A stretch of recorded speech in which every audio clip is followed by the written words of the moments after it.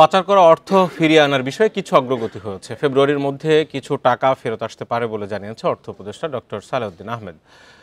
দুপুরে সচিবালয়ে সরকারি ক্রয় সংক্রান্ত উপদেষ্টা পরিষদ কমিটির সভা শেষে এসব বলেন তিনি জানান, অনেক দেশে অবৈধ সম্পদ ফ্রিজ করা হয়েছে, তবে কিছু প্রক্রিয়া অনুসরণ করেই পাচারের অর্থ ফেরাতে হবে।